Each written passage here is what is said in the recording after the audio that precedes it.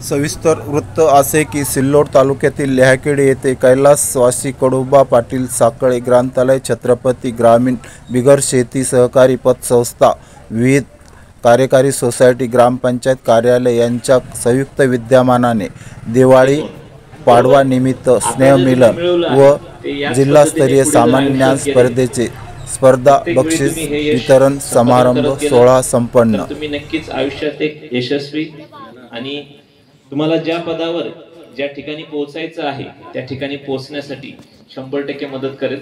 म्हणून सातत्य, संयम आणि चिकाटी या ज्या गोष्टी आहेत त्या विद्यार्थ्यांनी कायम लक्षात ठेवल्या पाहिजे आणि त्याचं कायम पालन केलं पाहिजे। फक्त आज या परीक्षेत यश मिळालं म्हणून पुढच्या वर्षी मी अभ्यास करणार नाही असं नसतं। तर रोज आपण काहीतरी काय केलं पाहिजे, रोज शिकलं पाहिजे, रोज नवीन मेहनत केली पाहिजे आणि त्यातून आपली प्रगती केली पाहिजे। हाच यशाचा काय असतो, खरा मार्ग असतो। बाकी आपल्याला मदतीला गावातील लोक, आपले आई वडील, आपले शिक्षक, तसेच या ठिकाणी आपले वाचन प्रेरणा दिन साजरी करणारी संस्था आहे, अशा अनेक गोष्टी या ठिकाणी तुमच्या मदतीला उपलब्ध आहेत। परंतु सगळ्यात महत्त्वाचं काय आहे की आपण स्वतः त्यात काय करणं, काम करणं, मेहनत करणं। जर तुम्हाला सगळ्यांनी सगळ्या गोष्टी उपलब्ध करून दिल्यात, कम्प्युटर उपलब्ध करून दिलेत, पुस्तक उपलब्ध करून दिलेत, पण तुमची जर इच्छाच नसेल तर तुम्ही पुढे काही जाऊ शकणार नाही। घरच्यांनी तुम्हाला महागातला महाग मोबाईल आणून दिला, महागातला महाग कम्प्युटर आणून दिलं, पुस्तकं चांगली आणून दिलीत, परंतु तुम्हाला जर वाचनच करायचं नसेल, वापरायचंच नसेल, अभ्यासच करायचा नसेल, तुम्ही पास व्हाल का?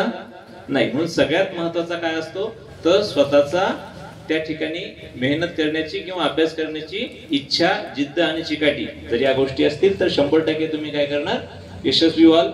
बाकी तुम्ही कुठून आलात, किती छोट्या गावातून आलात, कुठल्या शाळेत शिकलात किंवा कितीही दूरच्या किंवा लहान गावात असलात, या गोष्टी कुठेही मॅटर करत नाहीत। फक्त आपली जिद्द आणि महत्वाकांक्षा ही अतिशय महत्वाची असते। चांगल्या प्रामाणिकपणे त्या जिद्दीला तुम्ही काय करा, मेहनतीची साथ द्या, 100% तुम्ही काय व्हाल, यशस्वी व्हाल आणि तुम्ही तुमच्या गावाचं, तुमच्या आई वडिलांचं आणि परिसराचं नक्कीच या ठिकाणी नाव उंचवाल अशी मी आशा व्यक्त करतो। तसं दुसरी गोष्ट होती दिवाळी स्नेहमिलन।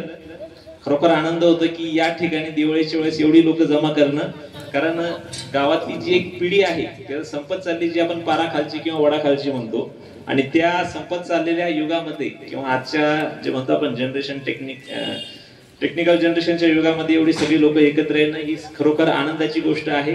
हाच गावकुसाची जी शोभा आहे ती अशा पद्धतीने या कार्यक्रमाने बघायला मिळते।